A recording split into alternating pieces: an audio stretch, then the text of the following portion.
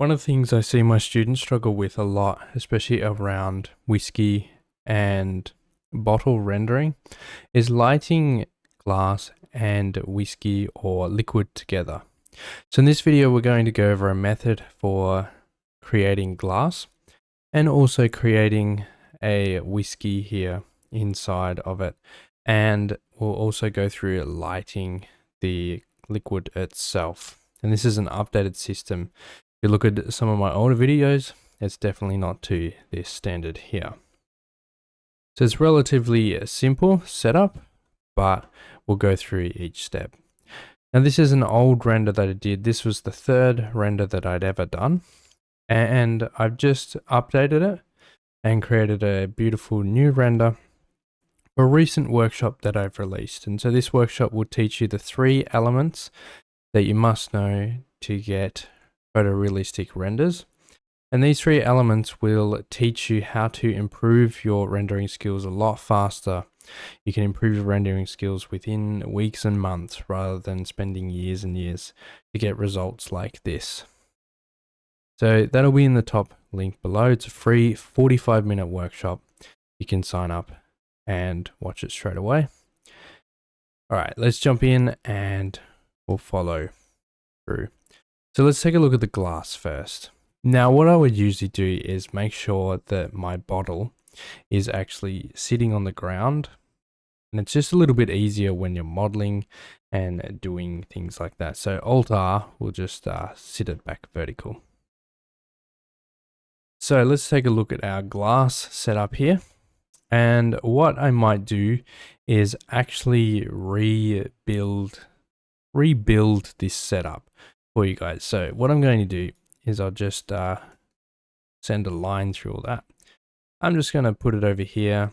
We're going to rebuild our glass setup here from scratch so that you know how I do it. Let's quickly turn on my screen keys. And what I'm going to do over here is I want some textures. And basically I'm just using this texture here. It's just a screen texture with a bunch of dots. You can find these everywhere on Google Images and everywhere else. I'm also just going to quickly get rid of my liquid so that we can light these two together. So what I would usually do is when I'm modeling this, I would model the bottle. And then if I hide my label, my curve here, let's just hide a bunch. Let's the base details need to be shown. We've got the cap, I'll hide that. Let's go hide the background lights. We'll hide the background. So we're just sort of getting rid of a lot of the stuff in the scene. So what I would do is model a bottle like this. Let's turn off the liquid as well. And so this is what the model would look like. Let's go back to here. So fairly simple model for this one, and you're just going to model the inside as well, which is just using a solidify modifier. So you just model the outside, then create an inside. Then to create the liquid, all I would do is just come in here, grab this point in the center of my bottle model, use Control, numpad, and you want to use the plus on your number pad. And then you're just going to hit that plus a bunch of times. And you'll see here that it's actually going and selecting a lot of this. So what I can do here is just go to wireframe view and see how far I've selected to. So let's select to here. And we'll just go Shift D to duplicate those vertices. And before deselecting anything, you just want to press P, which brings up our separate menu. And we'll separate the selection. Then you can hit Tab and then you can click and select the bottle too. And this is what we'd use as our liquid. So I'm going to leave it like this for now. I'll show you a mistake that will happen. All right, and then what I would do is jump into actually modeling this.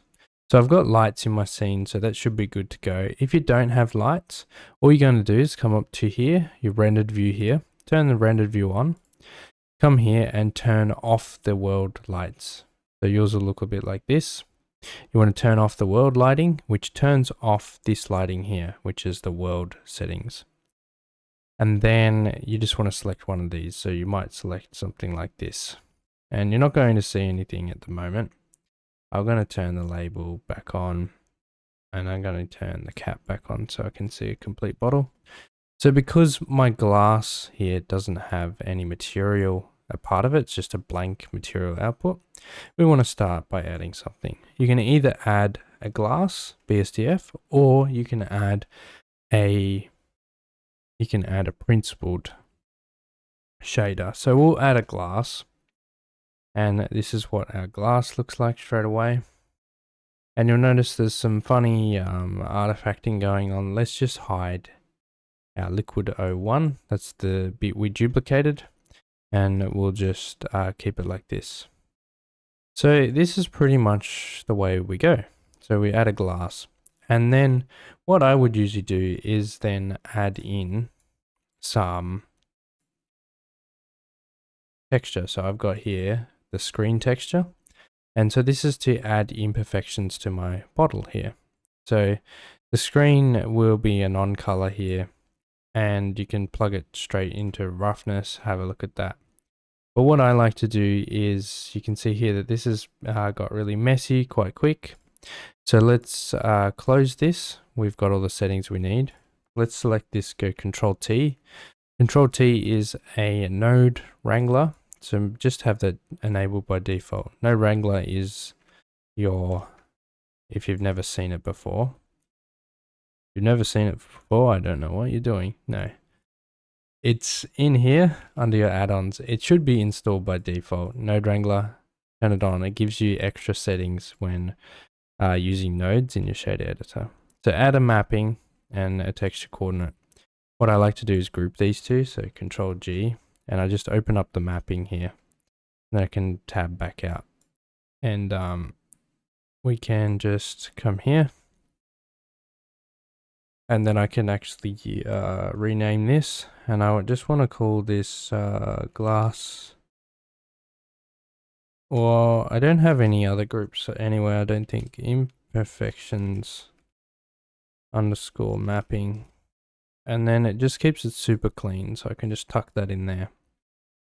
Then we want to add a color ramp. Color ramp down here. Then we want to plug the color output of the screen straight into the factor of the color ramp. Then the color of the color ramp into the roughness. Now if we can Control Shift click the color ramp, this is what we see. So this is what Blender is seeing. So it's a bunch of black and white values. This will go into a roughness and adjust the roughness based on the black and white values. So the white value will be extremely rough. Black will be reflective, so extremely reflective. So what I want to do here is actually remove a lot of the white out of this. So I'm just going to pull the black up, so I'm adding more black to the image just until I got specks like this. And I can Control Shift click the BSDF, and so then we've got something like this. Let's crunch it even more. And what I might do is actually change my, up here if I select my group tab, I just want to change the scale to something like 2. There's a lot more specs, but they're a lot smaller. So then tab out, and we'll just select this. We'll go Shift P, we'll hit F2 to rename, and I'll call this one glass imperfections. Now we're going to add more imperfections in a second. All right, so next what we're going to do is add a bump. We want to add a bit of a ripple to our glass. So let's add a bump. We'll plug that in. And we're going to just use a procedural texture. So we'll go Shift A, search for a noise. And the noise is what's going to add our ripple. So you can see here, noise into height. By default, your noise should work correctly. So you could leave it like this, and we just pump down the strength, 0.2, and you got this instant ripple. I'm just going to increase the scale to like 10, so the ripples are a lot smaller. Then I'm going to duplicate this guy. And then down here, we've got, let's say 100. So these ripples are tiny. You can Control Shift click it. This is what the noise texture looks like. Control Shift click. And I actually want to grab this. Actually, let's go Control T. Go to the UV. We'll have a look at what the UV looks like. Control T. It's giving us lines. I'm not sure whether I want this. Generated, I think, is looking good. So by default, it's generated. So I'll leave it on that. So then we want to mix these two shaders together, or these two noise textures, because we've got one big, one small. We need to combine them before we go into our bump. So all you have to do is hold down Control Shift.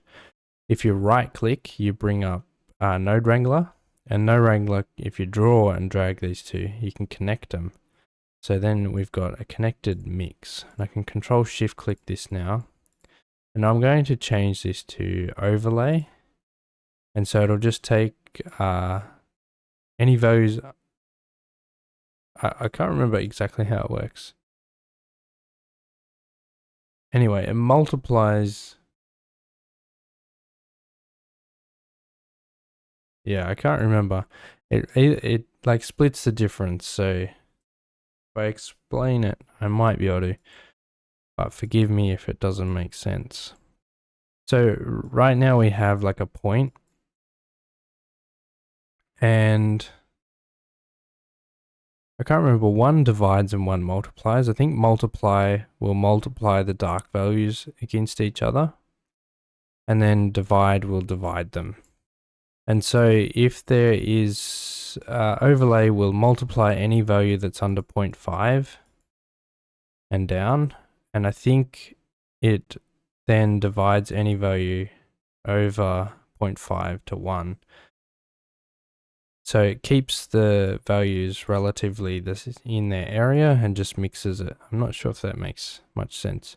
It might be better if you go and find a better explanation. So then we've got that plugged in here. So then we've mixed the two textures together. And what we can actually do is you can adjust the factor. So we could say, I want more of the big texture by reducing it, and I could drop this to 5. Or I want more of the small texture. And so we're telling it more and more. So I just want to sit it somewhere here.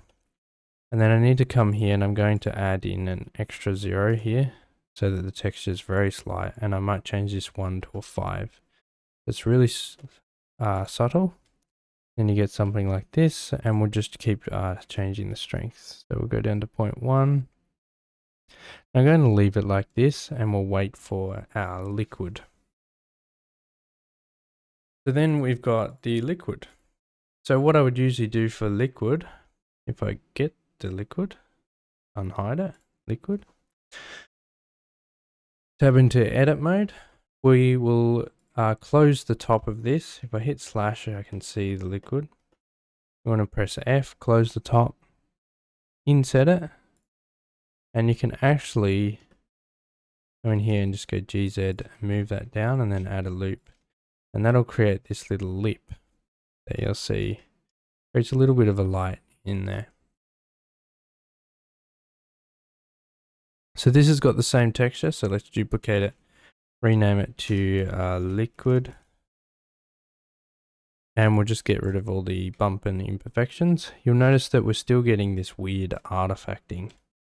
And this is because if we look at these two shapes, let's go over here. If we look at these two shapes, the inside of the bottle is on the exact plane or coordinates as the liquid. The liquid is sitting exactly where the inside of the bottle is, and this is creating something called Z fighting, and it's where two faces are occupying the same space and they're fighting for the front. So they're fighting to come forward, and that's why we get all this weird effect. And if I come in here and rotate all this, it's super weird. So what I want to do is actually push the liquid into the glass here. And if you've ever looked at water in a glass, you'll notice that the water seems like it's part of the glass. And so that's why we want to push the liquid into the glass rather than pulling it back. So let's go into edit mode. We'll press A, select all, and we can use Alt S, and this will shift it along the normal of a glass. And so a normal is just the direction that a face is facing. You can turn them on here. This is our normals. They look super funky. 0.05, 0.005. I just want them short. First of all, you'll notice that the normals are facing the incorrect way. They're facing inward. So we can just go Shift N. This will recalculate them, push them out. Then we can go Alt S, and I just want to push this up into my glass. And so you see straight away what happened over here. Let's see if we can show it before and after. Not letting me. I'm doing Alt Z, no wonder. Control Z, this is after, this is before. And so I just want to push that nice into my glass. Then we're going to come down to the liquid here. And all I'm going to do is add in a volume into the volume, and we're going to use a volume absorption.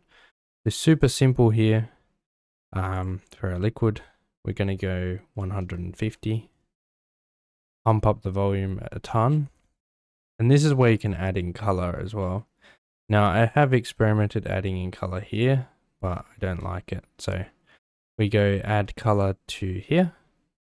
And this is really fiddly to play with. So you're going to have to really play around with your color settings. Now what I want to do just before I add in all the color is we're going to have a look at our lighting. I'm just going to go Shift A, we'll add in a light. We'll rotate this by 90 negative, just move this back. I'll go into solid view. You're going to move it behind. Now I'm going to just turn on my scene lights because that's what's going on. Turn on my white world as well. So then we've got a light behind our bottle here. Now what I want to do is add a texture to this light. And so there's a few ways to do this as well. I use an add-on called a Light Wrangler. It's a paid add-on. It will speed up your workflow super fast. There's a link in the description. Keep in mind, it is an affiliate link, so I do get a bit of a cutback. But basically, Light Wrangler will come down here. If you come down and go to Scrim, it'll create a light like this. And what I like to do is pump up the feathering. And I just want to tilt my light a bit, something like this. And I'll tilt it up into the corner. And I've got a light like this, and I'll just reduce the spread to like 145. And all I'm doing now is just moving the light. Let's move it down, across, and we'll just see if we can get it into, we'll rotate it 180, and you can see the sort of effects that you can get. We'll rotate it by 90. That's not the direction I wanted. I wanted it like this. It's like up in there. You can actually just create a texture in Affinity Designer and drag it straight in. This is the beauty of a Light Wrangler, where we can just do this straight away. So I'm just going to stick this behind, and then I really want to get a better effect. So let's we want to get a real orange into this. So you got to adjust it using this, because as you'll see that this is slightly off. So the color that you're seeing here isn't what's showing here. So it is showing up there, but as it gets more dense, it's going to get more orange. So just adjust it like here, something like this, but I want a little bit more red. So I can hold down Shift to adjust this. A little bit more red. Something like that. I think I'm pretty happy with that. All right, so this backlight we've got a label light. Let's have a look. It's a label light. The light in the back.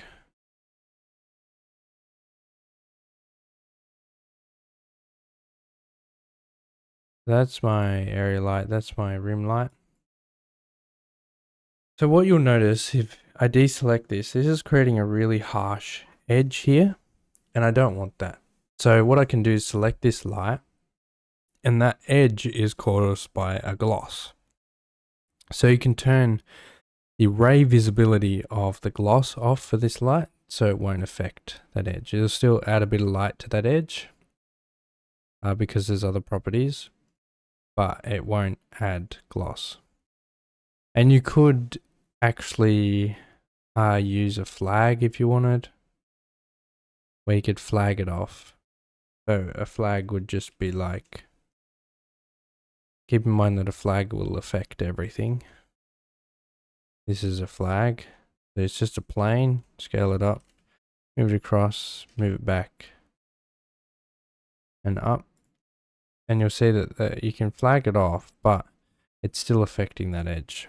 So what I didn't really worry about it. The only other way is you scale your light in and you actually make it smaller. Like so. You could reduce the brightness of your light too. So we could do down to 5 and that'll reduce that effect. Then if you did want a rim light, you can also add that. So I'll Shift D, duplicate this light. I'll scale it up. All you do for your rim light is switch them. So turn off transmission so that it doesn't affect the liquid. Turn on glossy. And then all you want to do, scale it down maybe, put it in the center, is you want to change your light texture to the HDRI and you want to go to a spherical light like this. And that'll create this nice soft edge. The bigger it is, the more it'll come into the edge.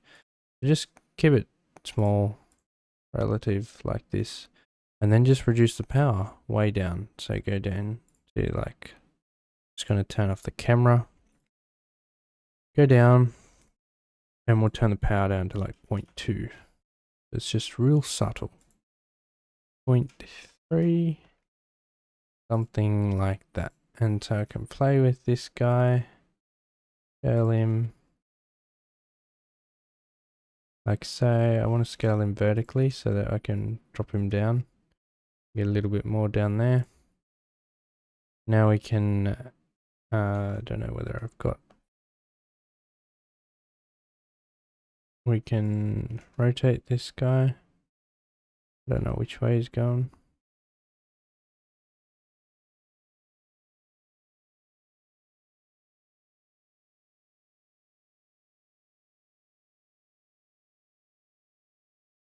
Like so. And there you go, you have your label lighting. What I would do is just keep adjusting this. If I can get to it.